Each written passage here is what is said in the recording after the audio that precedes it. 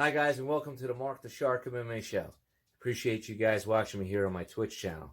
And don't forget, please follow me. If you happen to have an Amazon Prime account, you can subscribe for free. And also make sure you follow me on my social media accounts, including the Marc the Shark MMA show, YouTube channel, the Marc the Shark MMA show, Facebook channel. My Twitch channel is Marc BJJ Fighter.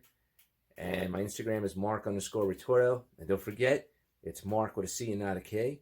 And don't forget to visit the website where you can sign up to be a guest, you can sign up to become a sponsor, or you can shop. Get fabulous hoodies and t-shirts like the one I'm wearing right here. Not too shabby, right? And also you can make a donation. And also don't forget that I also have a podcast that comes out either on iHeartRadio, Stitcher, Podbean, pretty much everywhere. I have a new episode that comes out every Friday or Sunday, depending on how the week goes. And then I'll be here on Twitch every Saturday, so make sure you watch me every single Saturday on this channel. All right, guys, stay tuned and watch the show and enjoy it.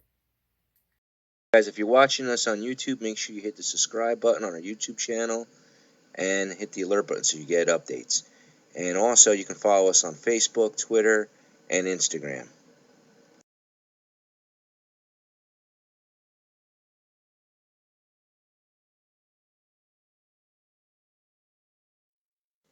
This podcast episode is brought to you by Defense Soap. Defend what you have built. Save 15% with the code Marc the Shark MMA Show, used by all jiu-jitsu and MMA athletes to prevent skin infections. This podcast is also brought to you by Audible. Go to www.audibletrial.com/MMA Show, and you get a free audiobook when you sign up for a 30-day trial. This episode is also brought to you by HostGator. Save 60% on your web hosting needs by using the promo code Marc the Shark MMA Show. Again, save 60% on your web hosting needs with HostGator. This podcast episode is also brought to you by Retorto Family Books. If you're interested in great books for your children to read, get books by Christina Retorto. And if you're interested in action, thriller, suspense books, you can get The Cabal, The Saga Begins, or fantasy books like Marcus the Vampire, both written by your host, Marc the Shark Retorto. Again, go to www.retortofamilybooks.com. Also, do not forget to go to the Marc the Shark MMA Show podcast website, the shop for our merchandise. We got t-shirts, hoodies, tank tops, hats, and even mugs. Anything you can want with the Marc the Shark MMA Show podcast name on it. And also, please do not forget to go to our website where you can make a donation to support the podcast. All you have to do is click on the donation button.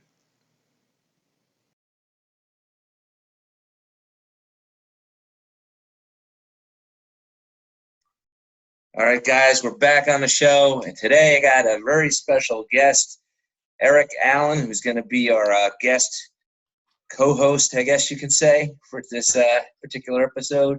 He is the host of his own podcast, his own MMA podcast called Top Rated MMA. How you doing today, Alan? I'm doing good, Marc. Thank you so much, man. I appreciate you taking the time and let me join you on the show here.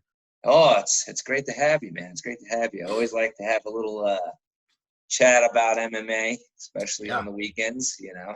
Right? Absolutely. Yeah. So you're coming all the way from what state again? Idaho. Yeah. Idaho. Yeah. They're known for their potatoes, right? Oh, yes, absolutely. Yes. Yes. Oh, man. Yeah, so I just wanted to get your input on what I've been reading about in the world of MMA. I guess we could start off with the most relevant one is Conor McGregor. Yeah. Now, he made an announcement. I saw a YouTube video where he made an announcement that he's planning to come back. His first fight, I believe, is on January 18th of next year. Right. But he was a little too hesitant to say who his opponent was. Right. I don't know if I guess because he figured the guy may like back out or something. I don't know. Yeah. So who do you think, or who would you like to see him fight? It's a great question. You know. Yeah. I think I don't know if I read that Dana confirmed this, but Donald Cerrone posted a picture of a Bud Light sitting next to his Proper 12 bottle, sitting at a bar. So I don't know if that's a fight that Donald Cerrone wants or if that's actually confirmed. I haven't seen that it's actually on yet, but I think that's the way they're leaning. I'm not a big fan of Conor McGregor at all. I think he's a fake. I think he's a speaker, but he's not that good of a fighter in my opinion. And so seeing Donald Cerrone go in there, I think that would be a good fight. But I'm not a huge fan of Conor McGregor. I think he should just hang it up, man. He just talks a bunch and he gets a bunch of money for getting his butt kicked, and he's still hanging out in the rankings for some reason, Yeah. I think Donald would be a good matchup, but Donald fights anybody. Absolutely, yeah. Donald Cerrone's my favorite fighter for sure. He's a fighter's fighter, Yep. He doesn't care. I mean, he fights a lot. I'm assuming eventually that'll slow down because it's got to catch up to him. Right. But, I mean, he'd fight anybody. I think if he could, he would do heavyweight. He wouldn't care. Oh, He's a lifelong adrenaline jockey. I mean, he rides bulls. He jumps out of airplanes. I mean, he's a nut job. Right. Yeah. Yeah. But there was also speculation, like maybe he would fight Ganji a little bit. I think that would be a good matchup too. Yeah. I think I don't know. I mean, Conor McGregor, he's still relevant. People still like to see him get in there, and he talks and he sells tickets. I think Donald Cerrone is a good fight. I think he had mentioned in that interview you were referencing there that he'd like to fight the winner of Khabib and Ferguson, and kind of go that route. And I don't know, man. I think we'll see him come out. I would love to see Donald Cerrone hand Conor McGregor another loss. I think it'll be a good fight. I think that Conor McGregor is probably going to have more speed than Donald Cerrone, but I think I don't know if he'll knock Donald Cerrone out, and I don't know if Cerrone could actually knock Conor out. So it'd be, I think, go to a decision fight there.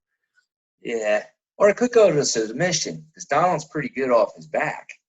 Yeah, absolutely. Yeah, if it goes to the ground, I think triangles.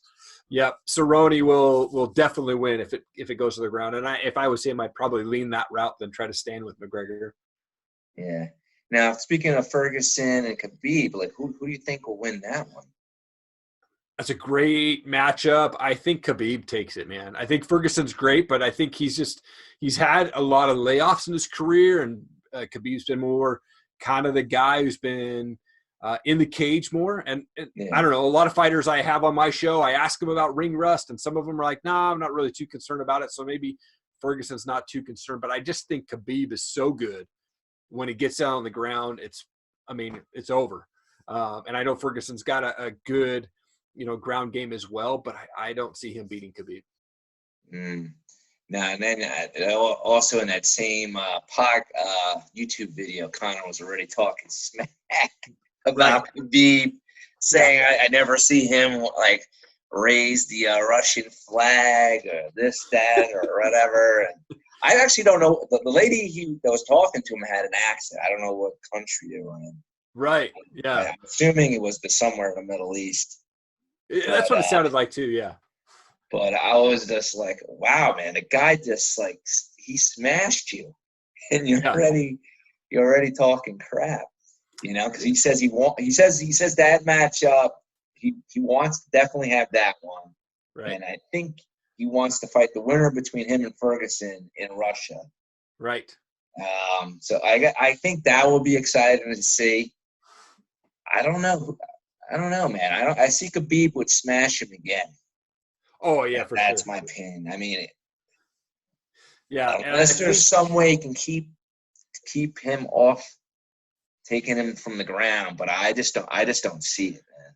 No, I don't either. And I know he mentioned in that interview too about Diaz and Masvidal, which I think is another fantastic fight coming up. Yes.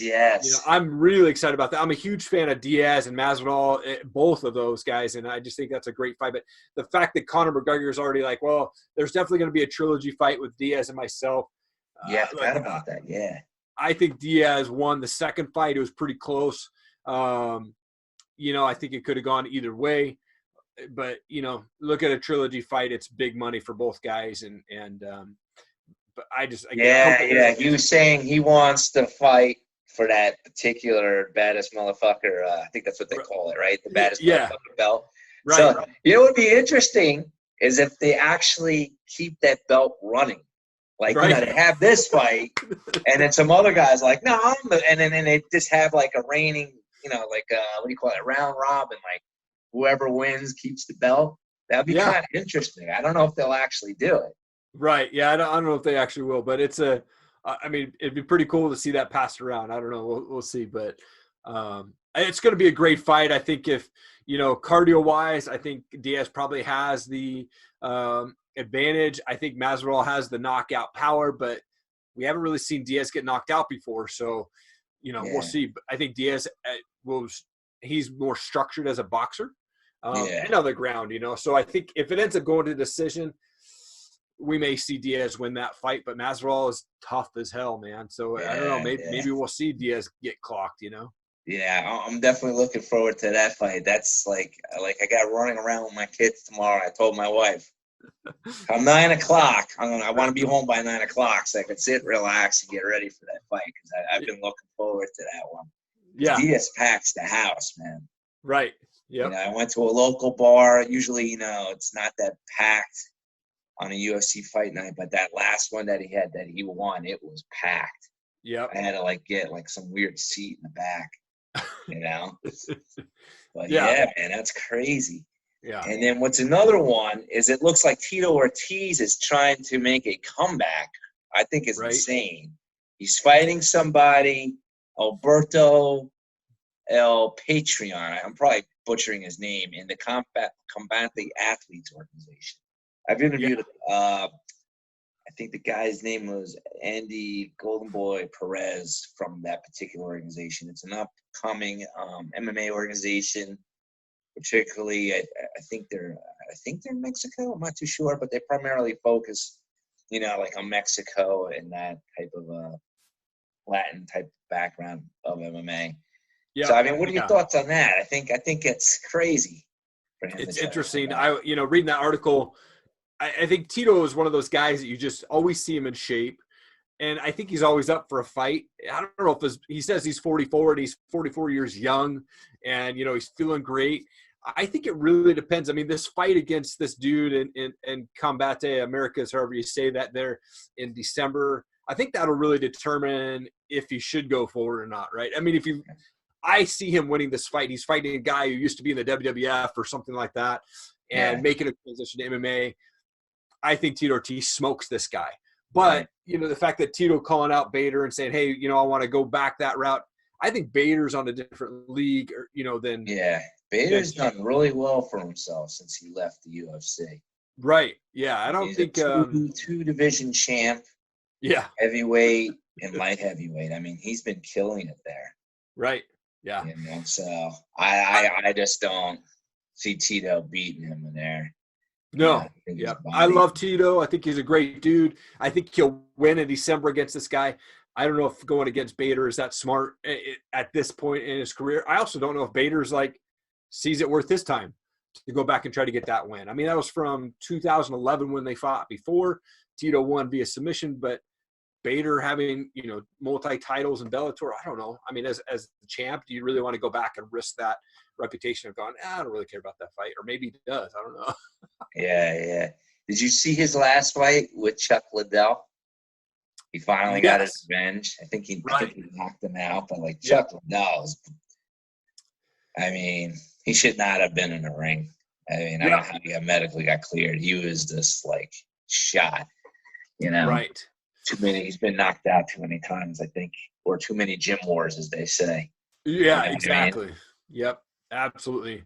Yeah, I don't know, man. I don't think Chuck should have been in that last cage. I'm glad that Tito got that win. And but again, you're kind of it's almost reversed now, where Tito's kind of getting up to the age where Chuck was at during that fight, and Bader's kind of the younger guy who's, you know, the tougher guy who's in probably better shape than Tito at this point, you know. I know, it's pretty crazy though, right? All these guys. Yeah. And I think even Rampage is fighting Fedor in an upcoming Bellator. Right. I think he's gonna have another fight with Silva, Mandalay Silva. Yeah. I mean, it's crazy. You know, all these like old guys like coming back. You know, Yeah. and Yes. Rampage hasn't been looking that good either. No. You know? I mean, he did make a good run when like they had that tournament in Bellator. Right. He did make it to the final. I think he decided not to fight. I forget who it was because he was friends with the guy. Right. Yeah. Was it Who King Mo? was. No, I don't think it's King Mo. I It might forget have who. been King Mo. You might be right. It might be King Mo. I would have to check, but Yeah. yeah. And then after that, he just kind of went downhill. You know what I mean? Right. Yeah. Yeah. Yeah, I don't know. That's a good fight, man. I think, I mean, even Fedor, like that guy, he's been around forever. I'm kind of bummed he never, like, they were never able to confirm or get the negotiations right to get him into the UFC. Mm, But, you know, he's done really well at Bellator, sort of, right? I mean, he's gone yeah. over, big name, he's getting beat, but I don't know, he's kind of getting up there as well, right? You almost want to see him hang up the gloves, but it's now he's kind of fighting in the old timers league, right? You know, with all these legends, right? Yeah, he still has the power though. He still has Yeah, power, you absolutely. know. And Yeah. he's such a big guy. Now, did you happen to see that that fight with Ben Askren and Damian Maya? Damian Maya. I missed it, but I watched the highlights of it, and Yeah. it just looks like, you know, I mean, Ben Askren looks like he opened up Maya quite a little bit on the face there. But again, I think Askren being a great wrestler doesn't make him a great dude on the ground with jiu-jitsu. And so it kind of proved it, the point there with Damian Maya being able to submit that, you know? Yeah. But what I would have to admit, when they first announced that fight, I thought it was going to be a very boring fight. Right. I thought it was just going to be boring. I saw the fight. Actually, that was probably I actually got to catch up. I think that was like the only. I think I saw that one and the one before it. I didn't see the rest of them. I got to catch up. Gotcha. You know, thank God everything's on demand right on ESPN Plus. But what I did like about it was more interesting than I thought it was going to be. But like, you know, Ben got like a couple like simple takedowns quite often on Damian Maya, and then Damian Maya, man, just reversed him and just took his back, like great jiu-jitsu guard passing, and Right. Damian Maya just and then just like choked him. You know, it was like the win for the flag of jiu-jitsu, as my old instructor would say. You know. Right. Yeah. You know? Yeah. But I was impressed with Ben Askren's takedowns. But now there's like rumors saying that he might be considering retiring. Yeah. I don't know. I would. I mean, look, here's the deal. He came out, he was good, and I think obviously he dominated for a long time out and won and Bellator, and Yeah. you know, and then coming over to the UFC, he really hasn't had that good of a run since he made the transition over to UFC, and he should have hopefully gotten those negotiations done a long time ago when he was probably in a lot better shape, a lot better skilled, and I think coming over here, he's kind of, I don't know. I mean, he hasn't really impressed me much in the UFC. I think he should probably think about hanging up those gloves. Yeah. Now, here's the thing. Because I don't know if you know the story, because he was supposed to go to UFC like years ago. Right. They were about to sign the contract, and then Dana like pulled it out in the last minute. Yeah. I think the day of or something. Wow. So it seems like, I don't know, Dana doesn't really like him or something.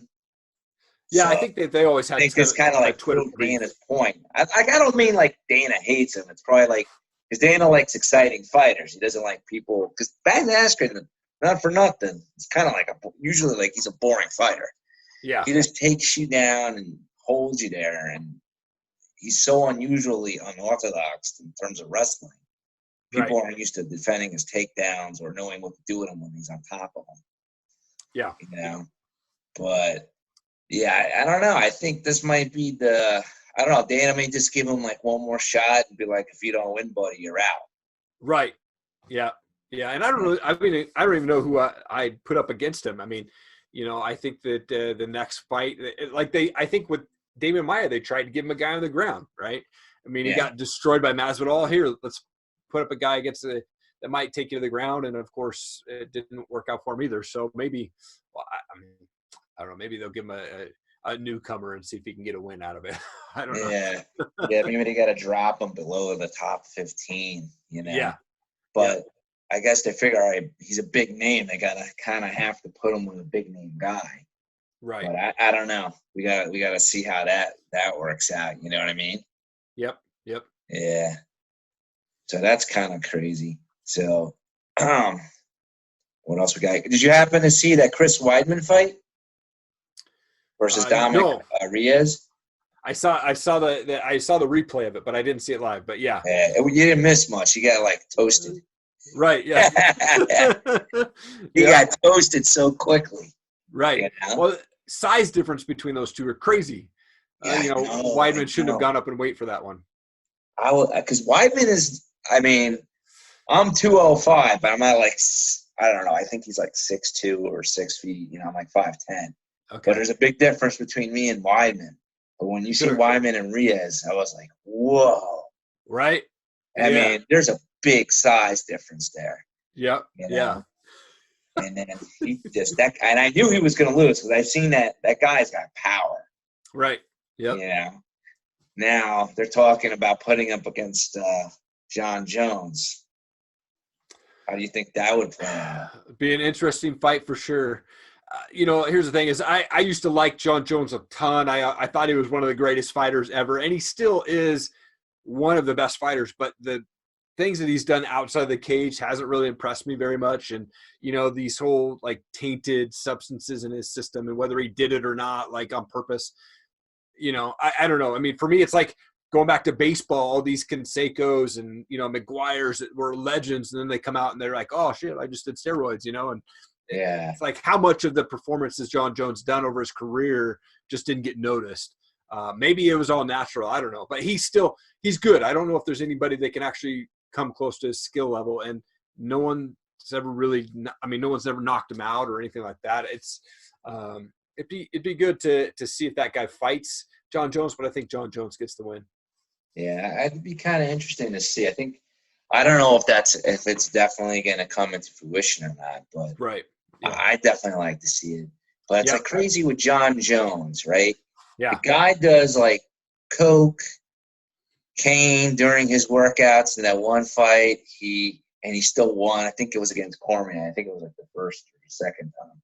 Right. Won that one. He gets in trouble for speeding and does all these peds, and you got like Nate Diaz, supposedly doesn't do anything. Like they almost stopped this fight because they said he was on something. Right. Probably on CBD. Yeah. Yep. But between me and you and everybody else listening to this podcast, I think they're all on something, dude. Sure. I just don't know how you can train so many hours, especially if you're over the age of 30. Right. I mean, I suffer now. I'm like almost 50, just doing 2 days of jiu-jitsu. I don't know how those guys do like 6-8 hours a day of getting the legs smashed from the leg kicks and doing jiu-jitsu. Right. I think they're all on something. Just that some people probably stop like maybe like 6 months before the fight or something. I don't know. Right. Yeah. It's just crazy. It's interesting for sure, man. I mean, I'm not a fighter. I've never been in the cage except for like, photos and things like that. But, I can't imagine that there's guys out there that they say they're natural and they've not been busted. Well, I don't know. Who knows, man? Maybe they just know their timing. Who knows? Yeah. I'm trying to think who else is on that Diaz card. Let me see. That's on Saturday. I'm trying to think. Man, I don't know. I'm going to be out of town, so I'm going to get miss my app out now. Got my MMA Junkie app. Nice. While I got you on here. A little slow. Who are the local fighters out in your area that are kind of the up and comers? Well, you got like the guy. I always get this guy's name mixed up. He's in the UFC, but he fights under Matt Serra. Oh, okay. Oh man, I always forget his name. Like he's probably in the top 10 right now. Okay. Nice. Surprisingly, though, I don't get, for anybody who's listening to this podcast that's from New Jersey, I really don't get that many people from New Jersey on my podcast. I got a lot of people from Missouri or Illinois or California or Las Vegas. a lot of fighters from there. Nice. You know. Oh, they got Kevin Gaston fighting Oh, Darren that's right. Terrell. Yeah, he had to get naked behind the towel, man. He barely made the weight today. Who, Kelvin? Yeah. Yeah. Yeah, he had a That'd rough be an weight interesting cut. fight. Mm-hmm.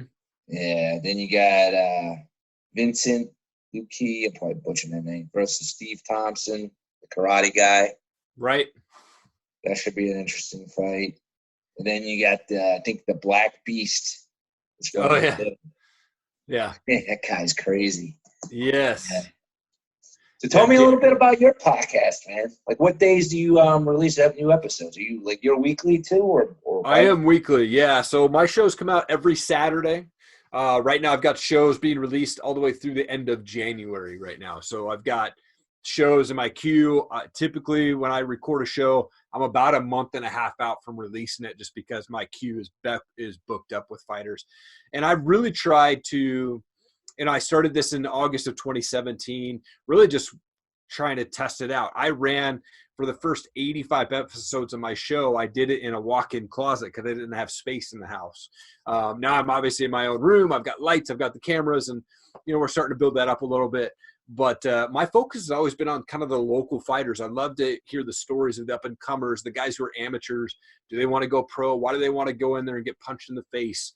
And so I've kind of really focused on these up-and-comer fighters. Occasionally I'll get bigger names like, Jose Shorty Torres and, Ken Shamrock was on my show. Oh, wow. That's good. So I just talked to Ken actually just before he launched Valor Bare Knuckle. But yeah, man, so I started in August of 2017. I've now released, tomorrow will be my 148th episode of Top Rated MMA being released. And, so, man, it's been fun. It's been good. And then in January of this year, I launched a second podcast, which is called The Bearded Biz, and it's more tied around what I call entrepreneurs, world changers, and success-minded people. So not MMA related, but really could be anybody from entrepreneurs or guys who are just getting through life and being successful in life, not necessarily big millionaires. But I've had some bigger names on there I've been blessed with to talk with: Ed Milet, Sean Whalen, Joe Howley, who was an NFL player, Chris Rudin, who was on the Titan games. I spoke to hardcore closer Ryan Stewman, Eric LeGrand, and today I just released a show with Trevor Moad, who is Russell Wilson's mental coach. And so, man, it's been a fun journey for the last year and a half, man. Oh, wow. Now you have your own business, or is this or not? Because you got this entrepreneur. Yeah, so podcast. I work full time, but I work from home, so it allows me to have kind of the space and the timing to get up and do this. I actually get up at 4 a.m. 6 days a week, so that I can put in time to edit shows and reach out to people and make connections and do my emails and edit my website and things like that. And then I start my job around 7:30, 8ish, and I work till about 5. Every day. So yeah, I do that. And then on the weekends, I usually will sleep in on Sunday. When I say sleep in, I'm up usually just no alarm, and I wake up by 5:30, and I go right back to work. I remember before I had kids, dude, I used to sleep till like 1 o'clock in the afternoon. Right? Yeah. Yeah. Me and my wife first got married. We would struggle on the weekends getting up at 1 o'clock. Yeah. I don't get up early as you. I'm usually up by like 8. Okay. 8:30. Sometimes I sleep until 9:30, depending on like this Sunday I'll probably sleep until 9 because of the UFC. Sure. Yeah. My So, kids are usually up by 8, 7:30, 8 on the weekend. So, once they're up, then I usually call it a day and go hang out with them for the rest of the weekend. Nice. That's cool. So what's the local MMA circuit by you? Yeah, so there's actually – so I'm in near Spokane, Washington, which is where you've got Mike Chiesa.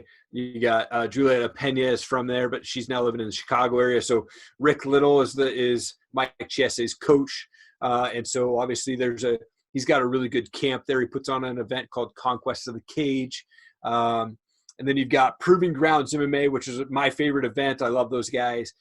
They're based here in Coeur d'Alene. They have an office, a gym in Spokane as well, but they do every other month an all amateur event called Proving Grounds. The gym's called Warrior Camp, and really professional AMI fight night. They typically do anywhere from 12 to 15 fights, And I cover those events live on Top Rated MMA's website or Facebook page. And so that's a big one. Love those guys. There's a lot of other WFC is now making the run through this area, which is really great because we had King of the Cage when I first lived out here. And then King of the Cage kind of went away. And then the WFC has now picked up their slot at a casino. It's about 30 miles from my house out here. And King of the Cage was in your area? Yeah, King of the Cage used to come in here all the time. They used to come in here, I think, every other month or every 3 months for a while. And then it's been about a year and a half since we've had a real major promotion come in the area. And then WFC came in probably about a month ago. I was going to go and do live results, and I ended up getting sick. I had surgery. That's what it was. I had surgery, so I ended up not being able to go. But they've got a boxing match coming up here in November. And then in January, I think they're planning on doing another MMA event. So it's going to be good, man. Now, do you go to these events and commentate on them or no? So I haven't done commentating for them, but I do live results. So I'll be doing, posting to the Top Rated MMA's Facebook page. Second fight of the night is, Paco Mora versus, Josh Dennell or, something like that. And then, that was a great fight. Here's how the results went. And I post that. So I haven't done commentating yet. But, you got a lot of great fighters out here. Trevor Prangley is got a gym here locally in town. So he builds up a lot of fighters. Killian Estes is a local fighter out of that gym, making his way up the ranks there. And there's a lot of great fighters that are kind of up and coming in the area. So shout out to the Dungeon. That's Paco Mora's gym. Those guys are just killing it right now. And so, there's a lot of good fighters in this area up and coming for sure. Yeah, here in Jersey, they got like Dead Serious, and then they got Long Island, like the Ring of Combat. Okay, yeah. Neglias, that's where Matt Serra came from. Sure, Chris Weidman came from that too. Yeah. A lot of the UFC fighters from the Matt Serra camp came from there. Gotcha. Like Drago, I forget his last first. I don't know if that was his nickname or something. He came from there. Peter Zell. Oh, yeah. Long Island, he was in there. Yeah. Then they got Dead Serious, which is like a local one.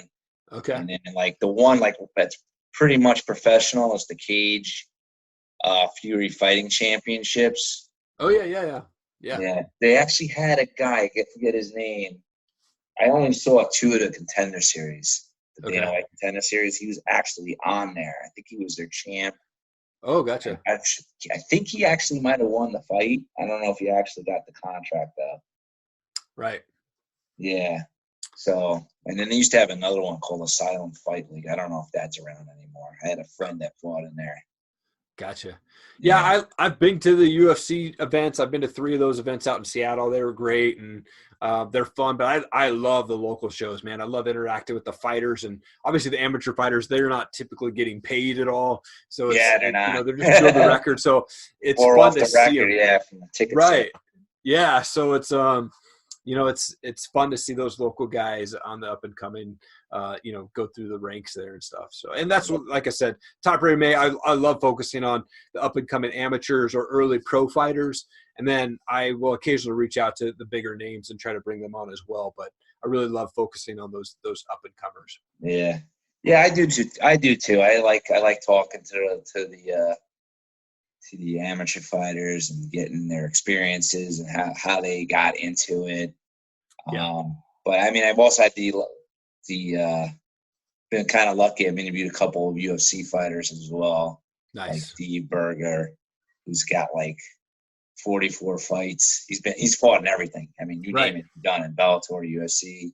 Cliff Stark's been Bellator, UFC. Barb Hancock, I think is her last name. She was the Invicta.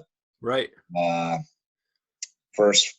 Their first flyweight champion, I believe. I think that was her weight class. Right. I got a variety of people on a show. So it's good to see, like someone like yourself out there, helping the fighters out there. That's kind of like why I started this podcast, other than not just to love my sport, but to get back to the fighters, because I know that it's not easy for them to promote themselves. So this is kind of like their avenue.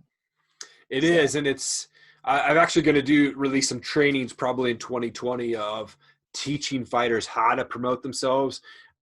Having now interviewed over 100 fighters, I can tell you that 90% of them have no idea what they're doing on social media, no idea how to really promote themselves. They might have an Instagram, maybe Yeah, some they have, don't. right. And then like, what drives me nuts is like, they need to realize that they need a Facebook fan page. Like, I know that they may not like get a lot of traffic to it, but at least have something, right? Don't have Yeah. people go to your personal page, because you're going to hit this limit of 5,000 people being your friend on Facebook. Where if you have your Facebook page, like a fan page, there's no limit, right? Just keep Yeah. building up. And so I get that it's extra work, and especially for these amateur fighters, they don't really have the time. But I'm going to release a training. I'm working with a company called Tech Crew Media out of Houston. We're going to release a training, maybe do some live events to help these guys figure out how to get their name out there and get more sponsors, get more programs.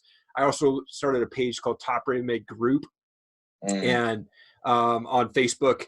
And really, I've just opened that up to sponsors and promotions and whoever. If they're looking for fighters, I'm telling promotions like, go post in here. You need a 145er for next weekend? Post it in there. I've got all these fighters that will just respond, like, hey, dude, I'll come do it. And so it's been fun, man. But I think that, fighters, I love fighters, and they're focused on what they do best. That's fighting. And I get that they don't want to do social media, but I think social media will help them get the sponsors if they just took a little bit extra time to figure out how to set those accounts up. Yeah. I forget which one I talked to. I believe he was an amateur fighter. I was like, you should probably to set up like a website too. Sure. There's plenty of ways you can get a free website. You just pay for the domain name, $7-10 a year. Yep. Get a free website from Wix. What do you need email for? You can use your personal email. Sure. And it takes like 10 seconds, 5 minutes to set up a website on Wix. It's so easy. So right. I found that too. I found that a lot of them, some of them, I don't even know how they found me. Some of them didn't have a Facebook, or they had a friend that had a Facebook page, and they referred them to me, and then that's how they got on my show. Oh, but yeah, gotcha. That's pretty good that you're helping them out. Like, you got that. I'm gonna have to check out that Facebook group. I may have to join. Yeah, it's a fun group, man. It's Top Rated MMA's Facebook page. There's a link right to the group, and then people can join it. And I monitor it just to make sure that there's nobody putting crap in there, porn or stupid crap like that in there. It's all people who are posting just legitimate, like, hey, if you have a fight promotion coming up, then post your poster in there, man. Let people know about it. Or, if you need fighters, or if fighters are looking to fight, then they can post in there. And it's turned out pretty good, man. We've got, right now, I think we're a little bit over 100 people in that room right now. Oh, that's great. That's great. Great. Yeah. So what are your plans for the new year? Any particular fighters that you want to see bang it out? Man, I think it's going to be a good year for fights all around. I'd love to see Diaz fight, get this win and fight. I don't know if I'd like to see him fight Conor again, because I think that's kind of over. But man, I'd love to see Diaz fight again. I'd love to see Diaz and Cerrone just start working their way up the ranks, man. I mean, both of those guys, neither of them have held the belt. I'm trying to think here. No. I know Cerrone has. Donald fought for the belt in the UFC. Right. And I think he might have fought for the belt in the WEC. Right. I'm trying to remember if Donald, he fought, I think it was for the lightweight belt. I just can't think of the guy's name right now. It escapes me. Yeah, so I mean, actually, I'm a big fan. Twice for the belt in the UFC. Yep. Yeah. So, I mean, they're two guys that are going to be in the top 10 forever, right, for their whole career. And I just hope that at some point they get back in and fight for a title. I'd love to see those guys work their way into a title fight in 2020. We'll see. But I think Diaz is a great fighter. I don't think he really cares to win a title. I think I don't think so either. Because he doesn't fight that much. Right. You notice it, right? He just picks and chooses. I mean, I don't know what his lifestyle is. I don't think he's that much of a partier. He doesn't strike me as that much. I mean, other than smoking pot. Right. That's probably his entertainment, like hanging out with his brother and smoking pot, hang out like in the house watching fights. Right. And training jiu-jitsu all day. But I think that, I don't know, he doesn't seem like he had that run a little bit when he caught on out of the Ultimate Fighter. He was getting fights, and then after that, I guess they felt like they always got taken advantage of by Dana White, like they weren't getting big money, I guess, as you would say. Sure. But yeah, it would be nice to see. I'd like to see Cerrone get a title. Yeah. I'd like to see Cerrone work his way into a title for sure. Yeah. I remember when Rock Lawler won, I was happy. Right. That guy was around. I mean, he did have a title with Strikeforce, but yeah, it was nice to see him come back and win a title. You know, and he did a pretty good job defending. I think he defended like 3 or 4 times, if not mistaken. right. Yep. You know. Yep. So it's kind of crazy. Yeah, I don't know. I definitely like to see what happens with Conor. Yep. Now, when he comes back in January. Mm-hmm. And then, I don't know. I definitely – and then you got the Usman's weight class against that guy, Colby, whatever his name is. Oh, yeah. Yeah, Colby Covington. Donald Trump's boy over there. Yeah. Yeah. Making MMA great again. Yes. Yep. It'll be interesting to see how that guy does, right, against Usman. I think that's a great fight, man. They're both really talented guys.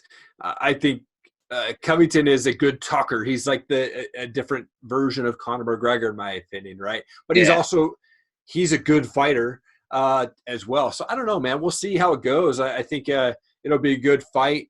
I would almost I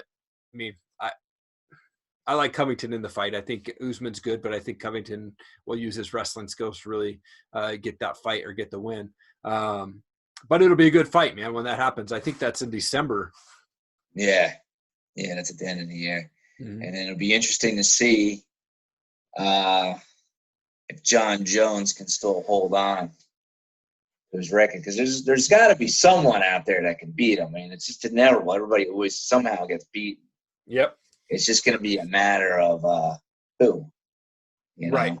Yep. When. Like, is it going to be – he's got to be close to 30 now, right? It's got to be. John Jones, his age? Yeah. Yeah, I think he's over 30 now. I think he's early 30s, probably 30. I would guess 32 maybe. I don't know. Usually what I find is a lot of fighters, once they hit 30, 31, it's usually downhill from there.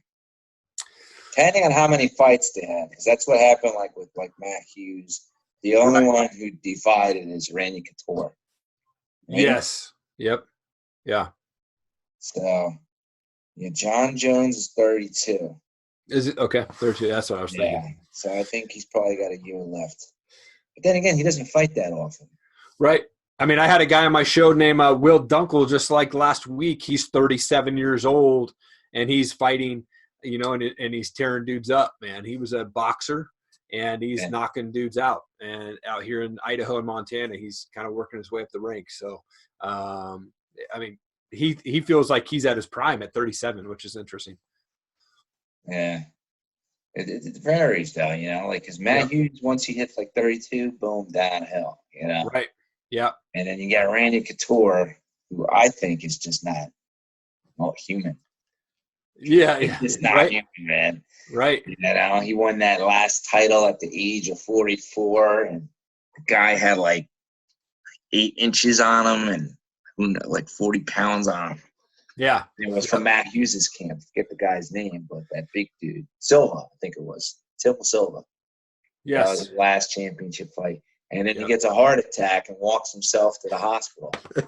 I know, right? Finishes his workout while he's having a heart attack.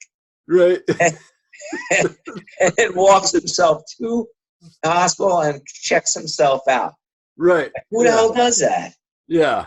Superhuman Randy Couture, man, for sure. Yeah, they should change his name from the Natural to Superhuman or Superman or something. Right. And that's another guy, he was definitely a fighter's fighter, never talk shit. Right. He just went in the cage and just smashed people. You know what I mean? Yep.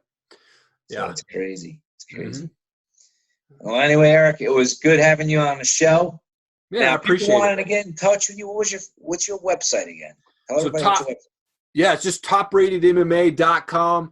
We're the top rated mixed martial arts on Facebook, but we're on Instagram at Top Rated MMA and Twitter is Top Rated MMA. You can follow me. It's just Eric G.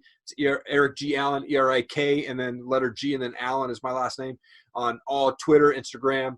And we do a fighter shout out every single day. So every single day I give a shout out to a random fighter. I have built this list of over 450 fighters in my library, and every day I pull a name at random and I give them a shout out from all over the world. In fact, I just had a couple guys from the East Coast there. I don't tailor that to the Northwest. It's really, I just love fighters. And so I post that every single day, get a brand new fighter of the day with their links out to Facebook and Twitter. And that's why I say, man, if these fighters are on Instagram and Twitter and Facebook, they're golden. And those are the three social medias that I share if they're on those pages. And man, you know, it's been an honor to be on your show, man. I love connect with other podcasts, other guys that are into MMA. And I just love promoting the fighters, man. And I love being on this side of the cage. They're the brave ones. But anything that I can do to help promote those guys, from the up and comers to the pros that have been there in the game for a long time, man, I'm all for it. Yeah, man, I hear you. And it was a pleasure having you on the show, man. And then hopefully we could do this again, you know, in a month when your schedule clears up. Yeah. And then we'll do a reverse.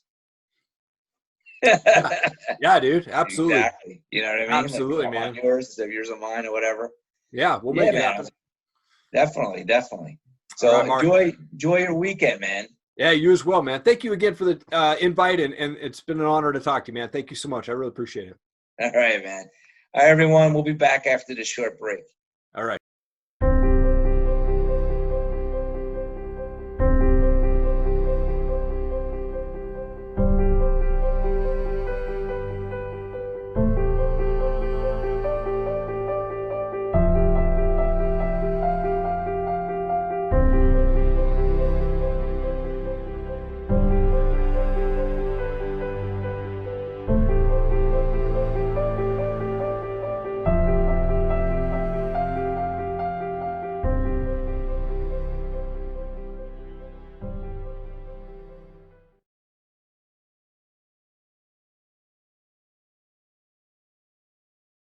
All right, guys, we'll be right back, but first a word from our sponsors.